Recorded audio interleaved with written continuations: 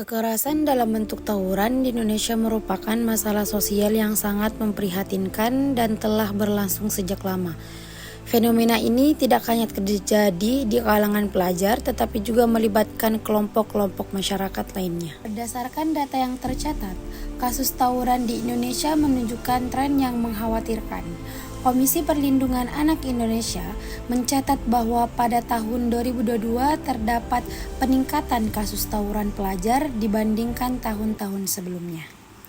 Kasus tawuran ini tidak hanya terjadi di kota-kota besar seperti Jakarta, tetapi juga menyebar ke berbagai daerah di Indonesia. Tawuran adalah perkelahian massal yang bisa terjadi antara kelompok, seperti antar pelajar atau warga. Ini adalah tindakan kekerasan yang sangat berbahaya dan bisa menyebabkan luka serius bahkan kematian. Tawuran juga melanggar hukum dan bisa berakibat sanksi pidana. Yang lebih penting, tawuran menciptakan trauma dan dampak negatif jangka panjang bagi semua pihak yang terlibat.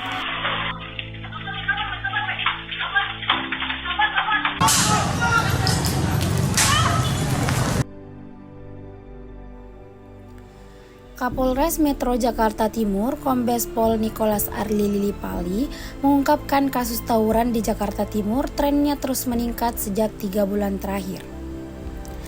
Berdasarkan data statistik, sejak 3 bulan terakhir kasus tawuran meningkat.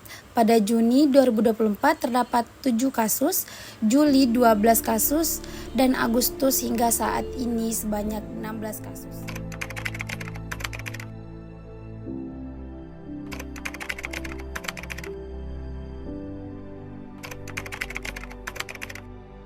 Apa yang melatar belakangi siswa yang Bapak tangkap untuk mengikuti tawuran?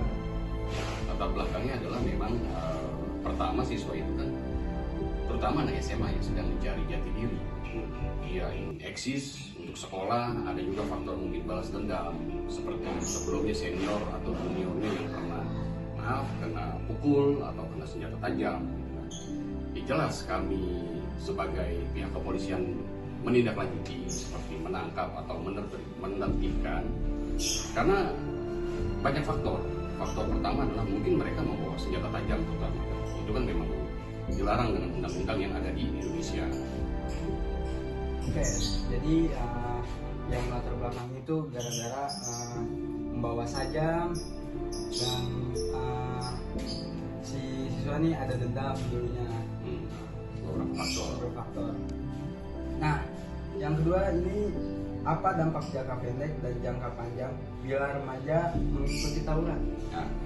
Nah, jelas untuk jangka pendeknya itu memang hukuman terberat adalah mungkin bisa salah satunya adalah DDO oleh pihak sekolah karena mengikuti kegiatan yang melanggar hukum seperti bawa senjata tajam tadi kan.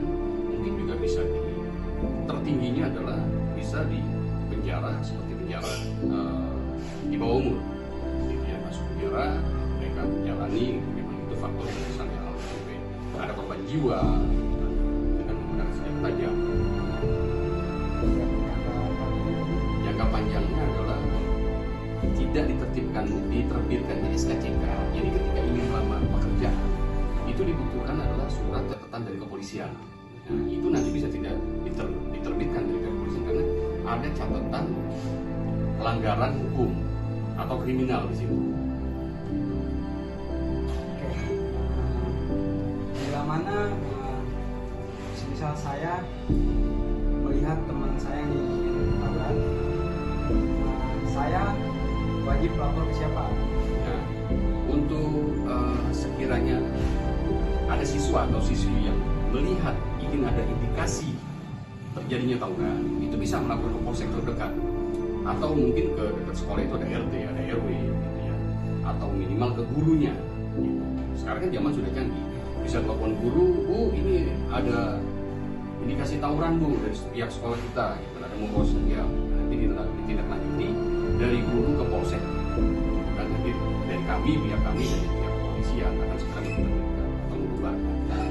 Jadi kita nggak harus mesti ke polsek, bisa jadi ke guru, ke RT RW tadi. Betul. Jadi semua orang nih berperan penting lah. Betul, masyarakat pun juga pasti akan mencegah tidak terjadinya tawuran. Nah, kami pernah melakukan penyuluhan di SMK 21 di Jakarta, tempatnya di Tangerang. Apakah kami bersosialisasi tentang nakal remaja khususnya tawuran itu bisa mengurangi angka kriminalitas khususnya di tawuran? Jelas, karena dengan adanya sosialisasi itu jelas bisa mengurangi, bisa mencegah adik-adik kita ini, siswa-siswi ini tidak terlibat tawuran. Ya, kita berikan penyuluhan, dampak bahayanya seperti apa, bahkan bisa kehilangan masa depan. Karena tadi kan tidak diterbitkannya SKCK tadi, jadi mereka tidak bisa bekerja. Percuma mereka sekolah, nanti bisa di DO, salah satunya kan putus sekolah. Nah, Pak, yang terakhir nih, saran dan pesan untuk remaja-remaja yang masih mengikuti tawuran. Saran dan pesan saya, lebih baik tidak digunakan waktu kita untuk hal yang negatif. Gunakanlah waktu sebaik mungkin dengan hal-hal positif. Ya, sayang masa depan kita dirusak dengan kegiatan yang negatif tadi. Lebih baik cari hal positif, cari yang bermanfaat untuk masa depan adik-adik nanti. Gitu.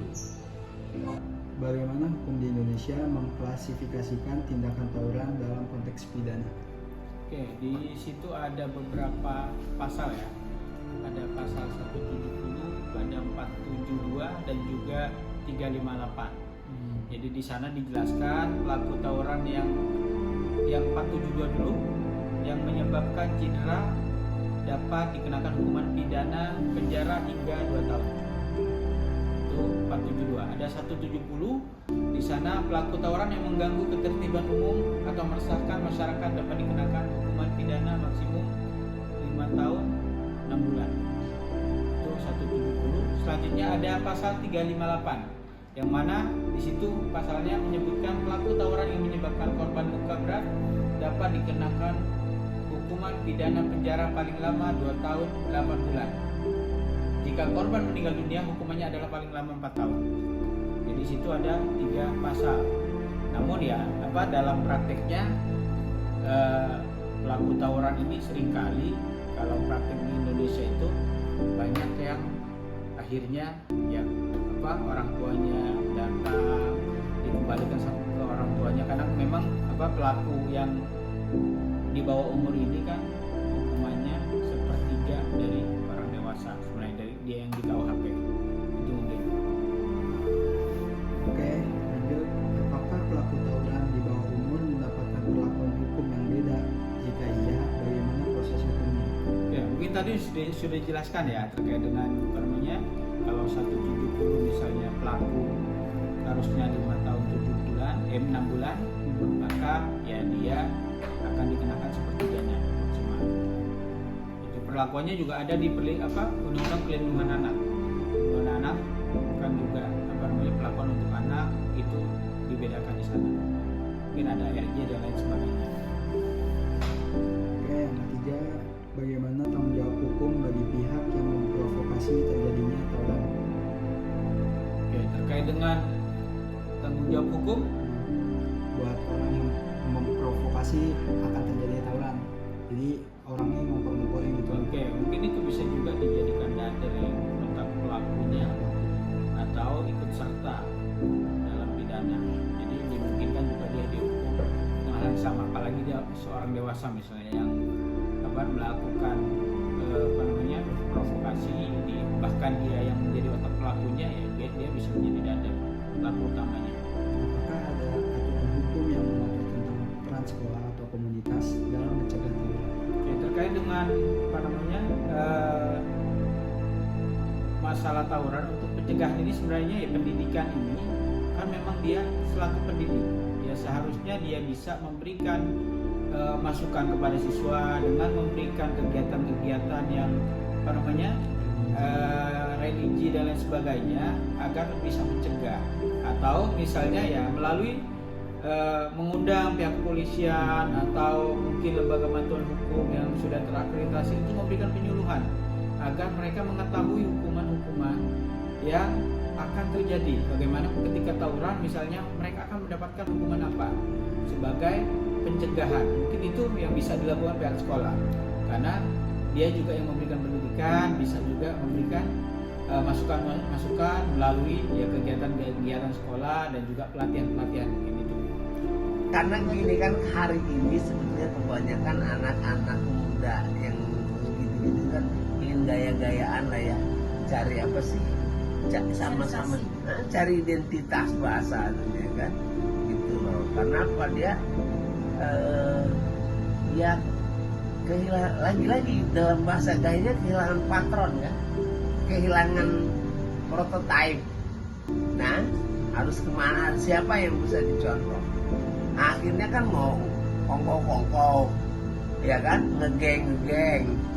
Sebetulnya bagus dari sisi solidaritas itu bagus. Ngegeng itu ya kan akan memperkuat solidaritas.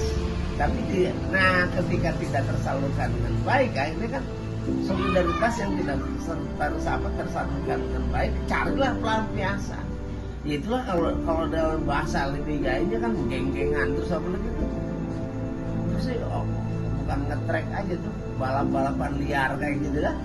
Ya, nah, ini kecuali apa? Tawuran yang dimaksud apa? Tawuran anak sekolahan. Itu sebetulnya ingin mengekspresikan diri aja sebetulnya. Ingin kelihatan gaya, nggak apa-apa sebetulnya. Harusnya itu secara apa ya?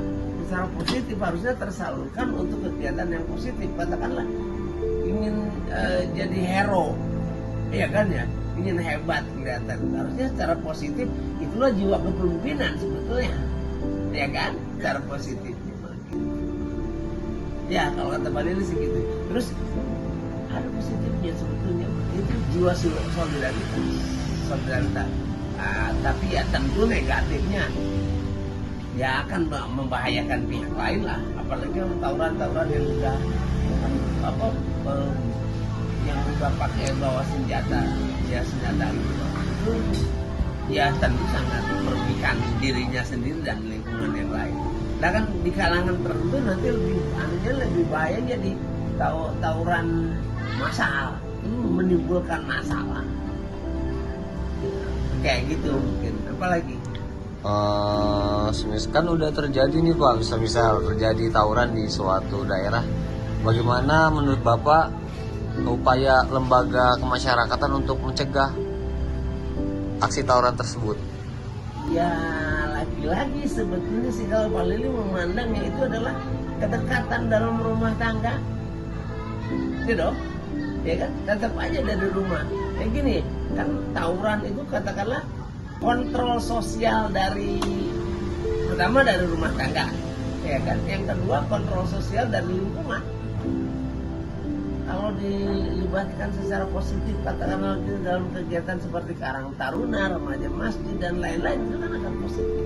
Kalau di sekolahan anggaplah gitu, di OSIS, ya kan, atau di kalau yang lebih bagus lagi mungkin ada semacam apa sih, lembaga penelitian karya ilmiah dan lain-lain. Nah itu kan bisa di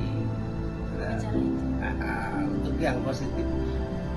Jadi itu kan energi berlebih yang tidak tersalurkan pada tempat yang seharusnya kan gitu kan. Kenapa tahu? Atau kalau gitu coba dilatih latih olahraga, karate, silat, atau kalau perlu tinju, salurkanlah tuh yang bader dalam masa nanti ya kan, yang mungkin untuk kegiatan olahraga, silat, pencak silat dan sebangsanya. Kan tadi kalau tawuran tuh hobi yang tidak tersalurkan. Ini nah, ada selain itu ya, selain kekuatan yang tidak tersalurkan, terjadi tawuran itu kan sebenarnya yang memantik keberanian itu lagi-lagi narkoba ya, khamr ya, apa sih, minuman keras kan, jadian kan punya keberanian yang lebih kan. Ya gitu kan, kalau dalam bahasa agamanya ya udah, kalau namanya apa nih, minuman keras tuh umul khabais gitu kan. Iya kan, orang pesantren ya kan, ibunya segala kejahatan kan. Ya tentu keberanian begitu tuh munculnya sih sebetulnya dari itu pengaruh obat. pengaruh minuman keras, kan dia berani itu kan, nggak mikir 2 kali, gitu. Ya kan? Jadi gini, pada anak-anak yang kena tawuran, kena narkoba tuh harusnya gini, apalagi dalam konteks hari ibu, harusnya dia inget sama emaknya dah, ya enggak? Gimana emaknya apa tuh mengandung 9 bulan, kemudian hamil, kemudian apa sih melahirkan, yang merawat. Ingat, saya pikir kan gini, kalau anak-anak yang ingat sama emaknya dengan baik lah gitu ya kan, pasti mikir lah menyakitin orang lain, tapi ya itu punya emak nih, kalau diselat katanya mah kena yang tawuran, nanti kalau korbannya lah emaknya bagaimana, kalau dia mikir sama emaknya aja gitu. Makanya kudu mikir apa-apa tuh ya ingatlah sama ibu lu pada gitu, kalau bagi anak muda bro ya kan, karena kalau udah nggak ingat sama emaknya mah segala sesuatu ya nekatnya kan alhamdulillah gitu. Maka kembalilah ingat itu, kalau ya dan bagi anak-anak muda begitu itu ingatlah sama emaknya bagaimana sulitnya mendidik, bukan hanya sulitnya mengandung, mengandung apa, hamilnya gimana ya kan, sulitnya membesarkan, sulitnya membiayain. Pikirin dah tuh orang tuanya ya, coba kan sia-sia kan akhirnya kalau makanya mikir apa-apa tuh. Kalau Pak Lili itu termasuk begini loh, alhamdulillah gitu, anak-anak tuh harusnya ya ingat sama emaknya, karena kalau bader nakal kayak gimana pun kalau ingat sama emak kita mah gak bakalan dah. Ya kira-kira sih begitu Tom kalau kata gua mah, ya nggak? Apalagi Mungkin saran nih buat anak muda biar nggak terjerumus gimana Pak? Terjerumus ke pergaulan bebas itu gimana? Sebelum dia harus lah, jadi apa ya? Kalau kata orang Ciputat mah, lu mau jadi apa sih ke depan? Gitu kan? Lu mau apa sih? Mau hidup lu sia-sia? Kan? Maafin kapal itu nggak pernah bisa ngomong dengan baik. Ya kan, kalau kata gue begitu toh, ya kan, nah mau hidup sia-sia, mau hidup tidak manfaat, ya kan, mau hidup tuh mau gini aja, ya kan, emang apa yang didapatkan ketika bader begitu tuh, ya kan, mau hidup sia-sia, nggak kasihan tuh sama lu yang hamil, nggak kasihan tuh sama, nah ya kan, gitu loh, anggaplah nggak kasihan sama orang lainnya aja lah, minimal kasihan sama emak lu, kasihan sama diri lu sendiri gitu loh, ada tanggung jawab gitu loh bro ya gitu. Adapun aksi kami yaitu bersosialisasi ke siswa-siswi SMK Negeri 21 Jakarta.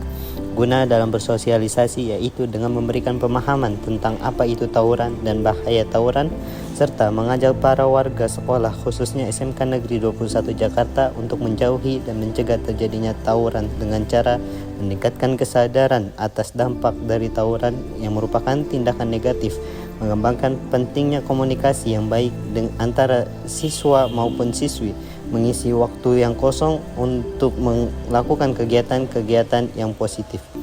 Menurut data dari Guru BK SMK Negeri 21 Jakarta pertanggal 18 November 2024, angka tawuran di SMK Negeri 21 Jakarta stabil, tidak ada yang melakukan tawuran. Justru kami bersosialisasi semakin memperkuat bahwa tawuran bisa memberikan dampak yang negatif bagi diri sendiri maupun orang lain.